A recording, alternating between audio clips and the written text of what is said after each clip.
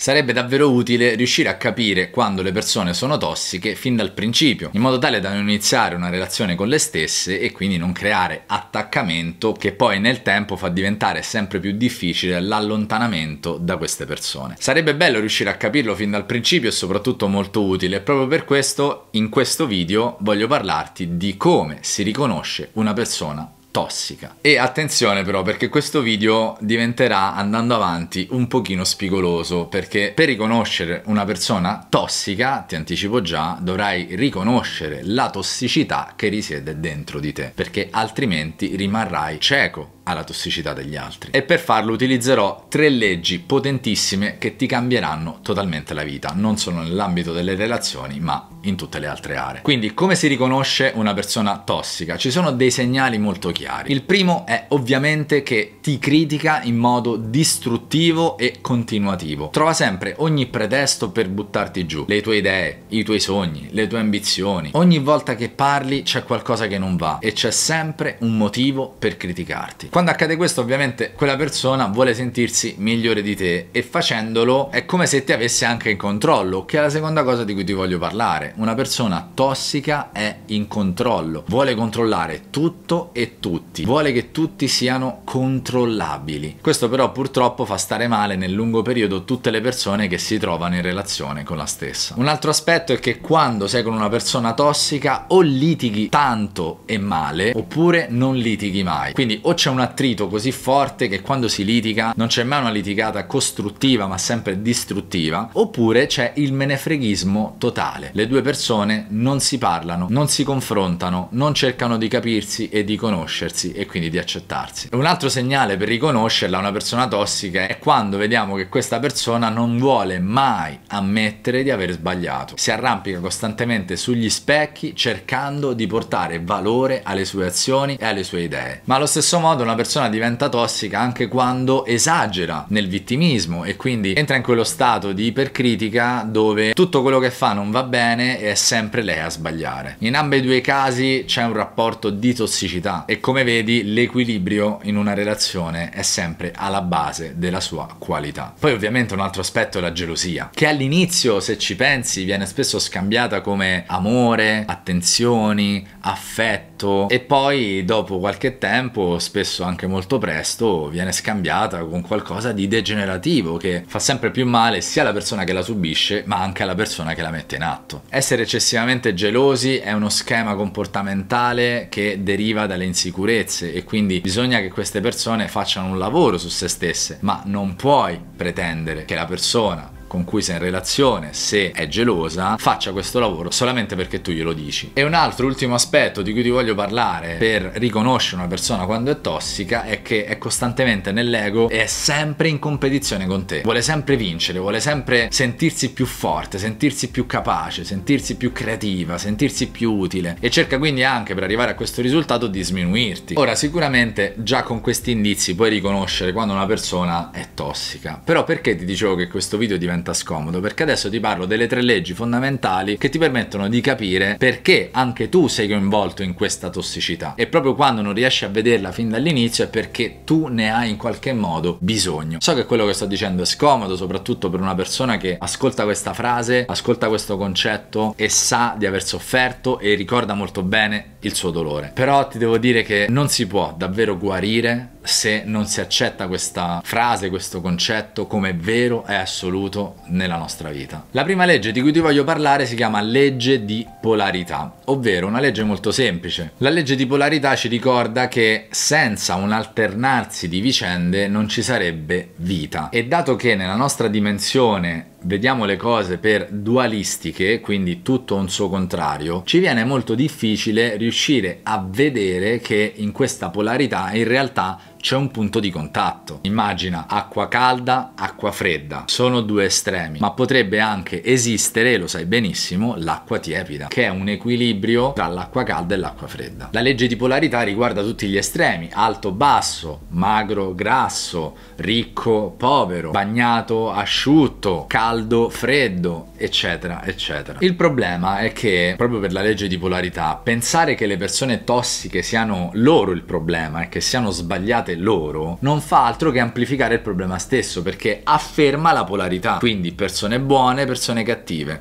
persone giuste, persone sbagliate. Più noi giudichiamo l'estremo opposto che consideriamo sbagliato, più in realtà lo stiamo rafforzando come reale nella nostra vita. Immagina quando respiri, inspiri, quindi l'aria entra dentro con l'ossigeno, avviene uno scambio gassoso, ma non potrebbe esserci vita se non ci fosse anche l'espirazione, che permette di far uscire fuori l'anidride carbonica e quindi poi di inserire all'interno dei polmoni nuovo ossigeno. E questo è quello che avviene nella nostra vita. Non potrebbero esistere persone buone se non ci fossero persone cattive, e non è così banale questo concetto. I poli non si escludono l'uno con l'altro, ma hanno bisogno l'uno dell'altro per esistere, e anche, ascoltami molto bene, per guarire. Nel libro di un certo Thorvald Detlefsen, non credo si pronunci in questo modo, ma va bene così, il libro si chiama Il destino come scelta e scrive: chi vuole gettare una pietra il più lontano possibile non si protende certo in avanti ma all'indietro, nella direzione opposta a quella del lancio. Il giardiniere non concima le sue rose in giardino con olezzanti profumi affinché l'anno dopo abbiano un buon profumo, ma le concima anzi con lo sterco, e tuttavia da questo sterco nascono dei fiori profumati. C'è un libro tibetano anche che dice: chi non ha imparato a morire non potrà mai imparare a vivere. E anche Gesù ci ha insegnato che la vera vita si raggiunge solamente attraverso la morte. Quindi, come vedi, è solamente l'accettazione del male, della morte, di qualcosa che non ci piace nella nostra vita, che possiamo davvero accettare la polarità e quindi trovare davvero il nostro centro, trovare quel punto di incontro tra il bene e il male, tra una persona tossica e una persona sana, e quindi in questo modo riuscire anche noi a vedere la nostra tossicità sempre di più. La seconda legge fastidiosa di cui ti voglio parlare si chiama legge dello specchio. Ne ho parlato già in altri video, ma qui facciamo un altro approfondimento. Si dice che l'esterno sia lo specchio del nostro interno, ovvero tutto quello che noi vediamo intorno a noi non è nient'altro che il riflesso di quello che c'è dentro di noi, anche perché la nostra mente, che ha dei sistemi cognitivi di difesa incredibili, cerca spesso, proprio per difenderci dalle difficoltà della vita a seguito dei traumi che abbiamo subito quando eravamo piccoli, di vedere delle cose oggettive, e quindi ci fa creare ad ognuno di noi una mappa diversa della realtà. La legge dello specchio dice che tutto ciò che ci piace, che ci crea gioia, che ci fa stare bene, tutto ciò che riusciamo ad ammirare con sincerità, rispecchia esattamente degli aspetti già integrati e accolti all'interno di noi. Quindi sostanzialmente degli aspetti di noi che abbiamo già accettato, e quindi riusciamo ad accettarli anche all'esterno. Mentre allo stesso modo ci infastidisce, ci fa stare male e non riusciamo proprio a sopportare tutte quelle cose che riguardano l'esterno che noi non abbiamo ancora accettato dentro di noi, o che in qualche modo continuiamo a rifiutare. Ecco, la legge dello specchio, se la vedi in questo modo, so che è molto fastidiosa, e se te ne parlo è perché a me ha cambiato la vita, ovviamente dopo un po' di frustrazione, perché all'inizio non volevo accettare questa cosa, perché giudicare gli altri mi faceva sentire meglio, che ovviamente quando tu giudichi qualcuno ti senti superiore a quella persona, anche a livello inconscio. Ecco, come diceva Jung, la legge dello specchio ci dà la possibilità di conoscere quelle che lui chiamava le nostre zone di ombra, tutti quegli aspetti irrisolti che abbiamo dentro di noi, quelle parti che possono diventare anche nel tempo, se non curate e guarite, malvagie. So che questa legge è fastidiosa e quello che ti sto per dire adesso lo sarà ancora di più, ma ricordati che solamente quando le consapevolezze sono fastidiose sono davvero utili. Quando qualcuno ti dice solo cose che ti piacciono, non ti sta davvero aiutando, ma si sta facendo bello ai tuoi occhi, vuole creare consenso. Ma io nel mio lavoro mi sono sempre impegnato ad essere giusto, vero e scomodo, perché voglio davvero aiutarti a vedere la tua vita, le persone intorno a te e te stesso in modo diverso. Possiamo dividere la legge dello specchio, per fare ancora più chiarezza, in 3 categorie. La prima è che ti dà fastidio ciò che vorresti avere ma non hai, quindi quando vedi che qualcuno ha qualcosa che tu non hai e inconsciamente pensi di non poterlo avere, allora tendi a giudicare quella cosa riportandolo ad un livello che sia per te accettabile. Ti dà fastidio quello che vedi negli altri e ti ricordano quello che non vuoi accettare di te. Giudicandolo negli altri è un po' come se tu stessi dicendo: tu sei così, io no. E questo sicuramente ti toglie le colpe, ma ti deresponsabilizza anche, e quindi senza responsabilità non ti dà la possibilità di cambiare. E poi ti dà fastidio ciò che ti è stato sottratto, ciò che qualcuno o un evento della vita ti ha tolto, e quindi quando vedi gli altri avere qualcosa che a te ti è stato sottratto, devi fare in modo, attraverso giudizi, attraverso lamentele, attraverso critiche, di compensare quella sensazione di vuoto che hai. E la terza ed ultima legge è la legge di causa ed effetto. È una legge fisica che ci ricorda che ad ogni azione c'è una reazione uguale e contraria. Quindi quando c'è una persona tossica, più noi agiamo contro questa persona tossica, più questa persona tossica, come ci diceva anche